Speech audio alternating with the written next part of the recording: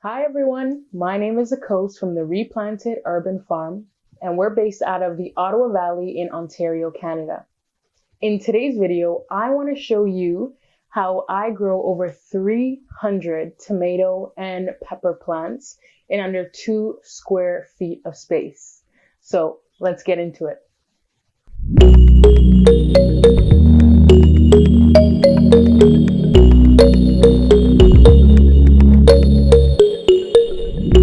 So just to give you some context, we run an urban farm. So not only are we growing tomatoes and peppers to sell as transplants, but we also grow tomatoes and peppers to eat for ourselves and also to sell the fruits. So we do have quite a bit of propagation space. We have a greenhouse and we have an indoor setup. But the truth is, if we can save space where we can, we definitely want to.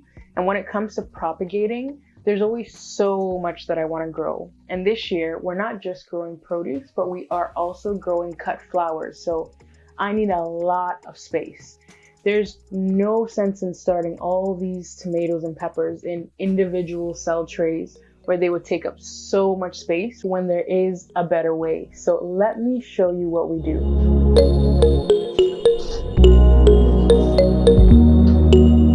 So what you'll need for this particular method is obviously your seeds. In this case, we are planting 10 different varieties of tomatoes in this batch of sowings. We have the blueberry cherry tomato, Barry's crazy cherry, green doctor's tomato, Brad's atomic grape, black icicle, a regular old Roma tomato, paisano, and this one is a bush variety of the very familiar San Marzano, so it's a hybrid variety, sun gold, Graham's good keeper, and Amish paste. So some of these are classics. And then you'll want a tool of choice. In my particular scenario, I am using a paintbrush, and that's just because it's easier for me, and you'll see why later. So essentially what we're going to be doing is sowing an entire tray of whatever variety we need. So here you'll see I've already done this with my peppers. So we have about 200 different varieties of peppers in just this half of the tray. The other half is empty because I've already gone ahead and pricked out the varieties that germinated and I put them in individual cell trays. So I'm going to do that on camera with you. We're going to finish up this side of the tray. But before that, I want to show you how we do this. So I'm going to start off with a pre-moistened tray of soil. So this is an undivided tray. Technically, actually, this is the tray that comes with the divided cell tray. So this is where you're supposed to catch water. You put it under the cell tray and water will drain into this particular tray. So I'm actually using that tray for this. I needed a much larger tray, but sometimes I use takeout boxes.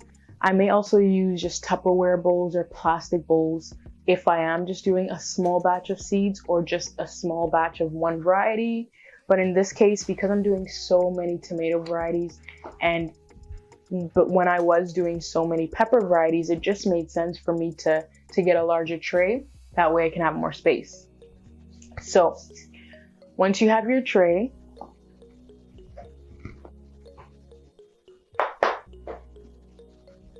it's very simple. I filled this tray about halfway full, and the reason why you want to put the soil first is because we're actually going to put the seeds and then cover it. So I don't want to be in a situation where I'm digging a little trench and planting the seeds and then, covering it again. I don't want the seeds that close together just because I find that it's harder to prick it out later, and you'll see what I'm talking about when I say prick out. So let's start sowing our seeds. And because I'm growing 10 varieties, I'm going to split this tray into 2 rows of 5. So 5 on this side and 5 on the back end.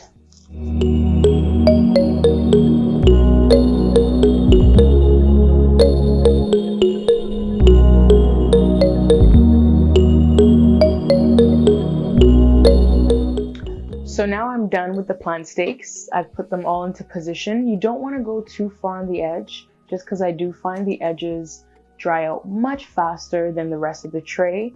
So I do try and bring it in about an inch from the outer edges.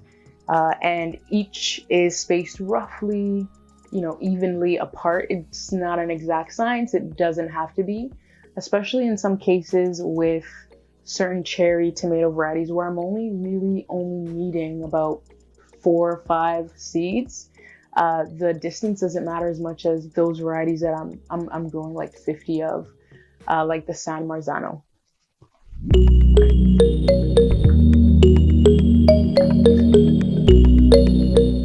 So now I'm gonna sprinkle the seeds right on the surface of the soil, right along the plant tag. So I'm just gonna make a mental barrier in the middle of the tray so that I don't go past, and I actually try and stay about 1 centimeter or half a centimeter behind that invisible barrier, just so that there's no mix up. So in this case, I only need a few of this Amish paste seed. I only need 4 to be exact, so you don't want to only sow 4. So I'm going to sow 8. So I try and go for 50% more, double what I actually need.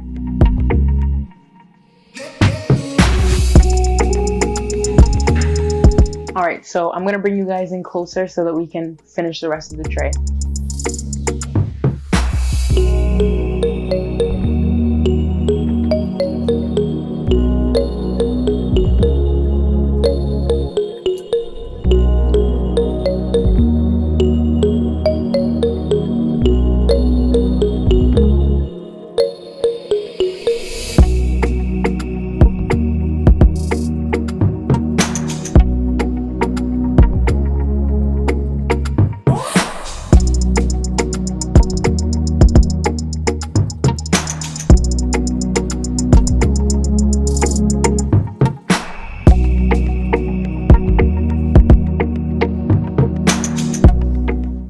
All right, so I didn't plant as many tomato seeds this particular round, simply because I actually already did most of the tomatoes that we're gonna be growing a couple weeks ago. But theoretically, you could really pack the seeds in, and you'll see that I did that with my peppers. So now that we're done sowing, everything is labeled, we're gonna cover the entire tray. So we don't need too thick of a layer. I'm gonna cover this with probably 1/4 of an inch of soil.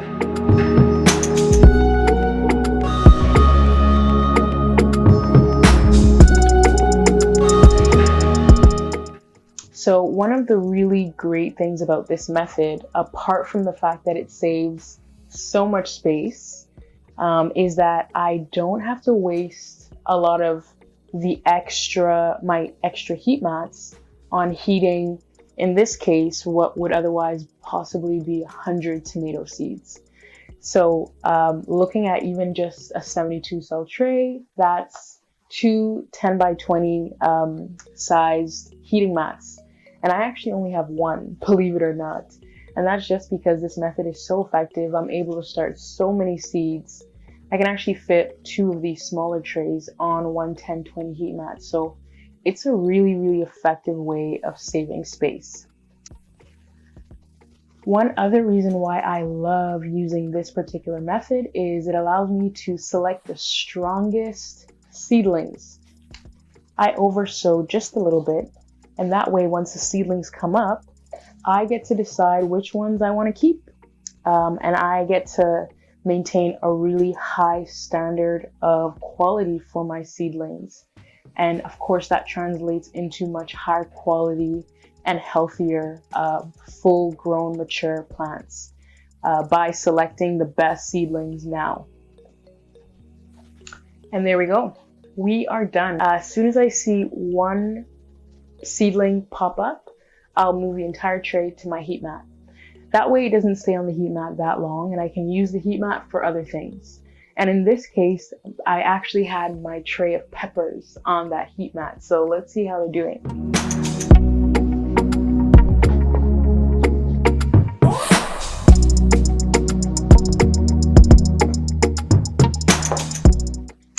So I sowed these peppers less than 2 weeks ago, and I actually already pricked out half of this tray. So this tray was ready much faster than the second half. And this second half isn't really completely ready, but I'm just noticing a lot of poor germination. Specific varieties, for example, this one is the Etuuda sweet pepper. It's an orange pepper, and for some reason I sowed like 40 seeds and only 5 came up, which is really, and even the 5th one that came up is like the leaves are singed. It's really not doing well, and I definitely know that there's nothing wrong with the soil, because you can clearly see that everything else is really happy except for this row here. And this row is scanty just because I only sowed a couple. I didn't need very many, but 1, 2, 3, 4, and 5, I did need a lot. I need a lot more than this, so I'm going to be sowing more peppers later. But this is another reason why this method is so effective. Can you imagine if I sowed 40 seeds of this Etuuda sweet pepper into a divided cell tray and only 5 came up?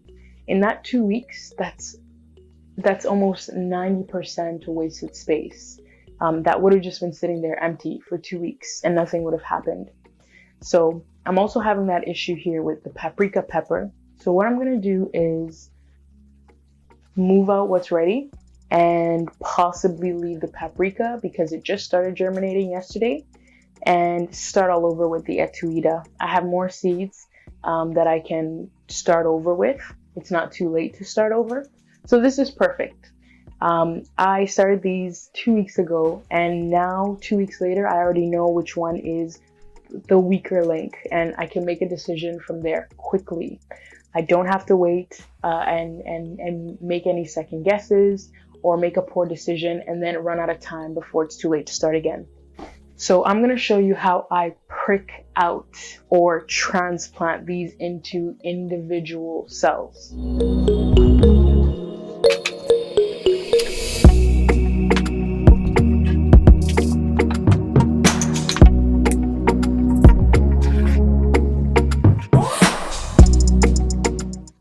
All right, so I have a 40 cell tray here that I am going to be pricking out some of the seedlings from this tray into.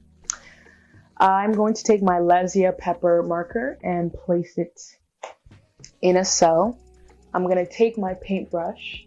Now you can use a pen for this or a pencil, but I just find that pens these days aren't made with that thinner tip. If you can find one of those thin tip pens, something that you don't want to use to actually write because you're going to ruin the pen, I just don't have anything that I won't be using and that's suitable enough.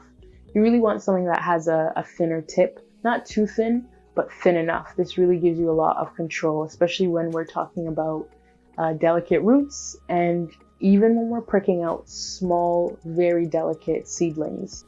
I'm going to take my paintbrush and I'm going to make a couple holes.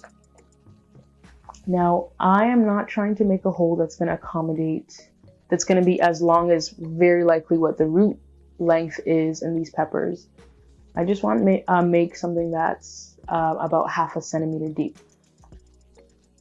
And we do want to go a bit wide, so I'm going to bring you guys in close so you can see this. But before I do that, I do want to show you how I'm going to put these in here. So I'm going to do one really quickly to show you, and then we're going to zoom in. We'll bring you guys in close. So with my paintbrush, I'm going to section off, I'm going to isolate the Lesia peppers. They're all in a row here. You would have seen me do that with the tomatoes. It's best to try and keep it, in some kind of pattern, some kind of line form. That way it makes it easy to do this. I'm going to section, actually, you know what? I'll bring you guys in. I'm going to section off the Lesia peppers. That's this entire row here. So I'm going to start off by kind of just digging around the area with my paintbrush, trying to stay close to the Lesia peppers. And then I'm gonna actually lever under the section that I just made as much as possible. I'm like pretty much at the bottom of the tray, gently, gently, gently levering. It's gonna take practice when you're doing this because it definitely is not something you master once. And then I'm gonna lift up that entire section of soil and I'm gonna turn it over for you guys. And you'll see the roots here. Those are roots. And when you do it this way, you're never gonna get all the root when you do this method. And that's okay, you don't need all the roots. But when you section the soil like this, it helps to get the most amount of roots. And that's why you don't really want to fill the tray too deep. I only fill the soil halfway. And that just makes it so that the roots don't have that far down to go, which is just easier for you in the long run. You're not going to be staying in here too long anyway. So I have 2 dead seedlings. 100% my fault. I forgot to water this tray. Got a little bit too dry and too dyed, and that's okay. I sowed more than I need, so we're fine. From there, I'm going to take my time, lay it on its side. You'll notice that the soil is quite moist, and it's easier to do this when the soil is moderately moist, not too moist. So I'm going to look for the pepper that's closest to the edge of this block, and that's this particular pepper here. So I'm going to brush soil right away from the base, and I'm going to be gentle here, very gentle. And I accidentally kind of halved the soil block, and that's okay. Just make sure you're gentle with it. So I'm going to move this to the side and then turn this. Continue to break away soil. I like to have tissue around just to brush the tip off. And each time I brush a little bit of soil off, I'm going to just tug the seedling just a little bit, just to see if it's loosening. And then from there, you can see I have a lot of soil attached to the root. And that's okay, because that means there's just a lot of branching. There's a lot of root branching happening here, and that's why there's so much soil clinging on. When you catch a seedling at a younger stage, these seedlings are pretty old comparatively. You tend to just have one long taproot, and you don't have this much soil, but this is okay. So from there, we'll take our tray, and this is the hole that we just made. And we're gonna just we're gonna stuff it in gently. So I'm holding it and directing the roots with the paintbrush tip, pushing it in gently. This is root right here. You want to make sure you just get everything in the hole. That's why it's actually easier to do this when there isn't as much soil clinging to the roots, because in this case it's blending in very well. And so I'm just gently guiding the roots down. It does not have to be in any particular pattern here. The roots will find its way around the soil block. With tomatoes, I'm sure you guys know this, but in case you don't, you can bury it super deep. You can go as deep as the first cotyledon, but peppers they're finicky about that. I do want to bury it just a little bit deeper because I do want stability. So I'm just going maybe like half a centimeter deeper than it originally was. And now I'm just tucking in the soil right around it, just like that. So we'll do a second one for you guys to see. So there's this.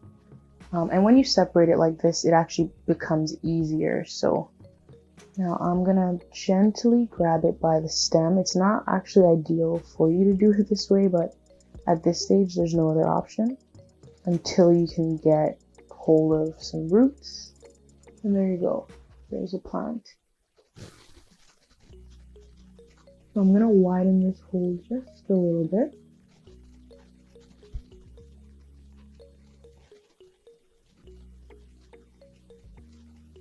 Again, the paintbrush is doing most of the work here, so.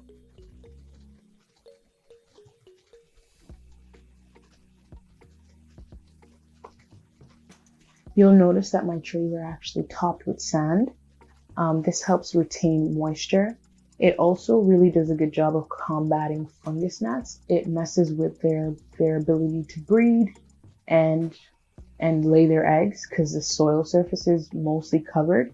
The soil surface got a little bit uncovered here. You can see the edges are not completely covered.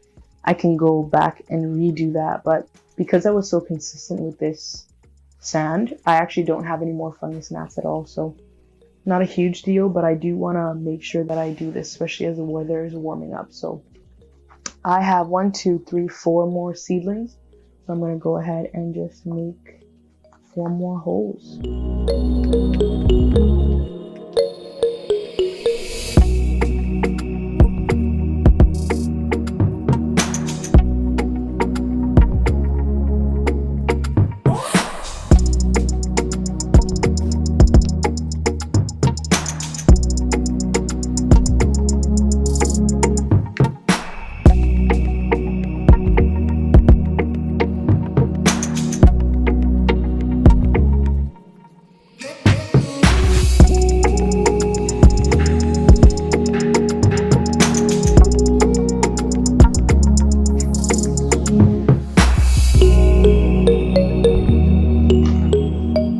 Even though the soil was moist, I just want to settle the roots into its new home. So I'm gonna just water the cells just a little bit.